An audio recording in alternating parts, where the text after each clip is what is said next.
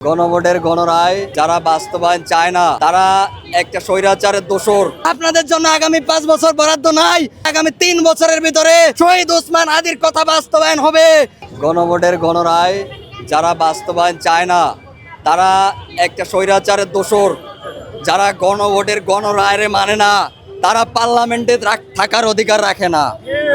যারা গণভোটের গণরায় মানে না তারা বাংলাদেশের মানুষকে অপমান করা ছাড়া আর কিছু করতে পারে না।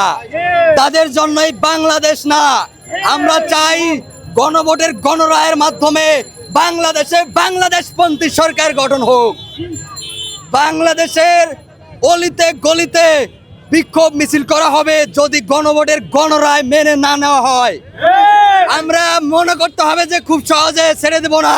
ছাত্র জনতার 2000 ছাত্র জনতা শহীদ এবং 30,000 আহত শহীদ পরিবারের রক্তের উপর দিয়ে দাঁড়াইয়া সরকার গঠন কইরা গণভোটের গণরায় মানতে পারছেন না। আপনারা তখন বইলা ছিলেন যে আপনারা গণভোটে হ্যাঁ ভোট দেন, বাট আপনারা যখন গণভোটকে বাস্তবায়নের মধ্য দিয়ে জুলাই সনদকে বাস্তবায়ন করবেন তখন আপনারা ঠিক আপনাদের স্বার্থকে হাসিল করছেন। আপনারা যে ধরনের কথা বললে আপনাদের সরকার পাকাপোক্ত হয় আপনারা সেটা বলছেন। আপনারা ভেবেছেন গণভোটকে উপেক্ষা করে আপনারা সরকার গঠন করে বাংলাদেশে ক্ষমতায় থাকবেন আগামী 5 বছর। আপনাদের জন্য আগামী 5 বছর বরাদ্দ নাই। আপনারা মনে রাখেন এভাবে চলতে লাগলে আপনাদের আগামী 3 বছরের ভিতরে শহীদ ওসমান হাদির কথা বাস্তবায়ন হবে।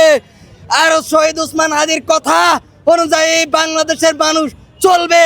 যারা আধিপত্য বিস্তার করবে বাংলাদেশে তাদের আর সুযোগ দেওয়া হবে না।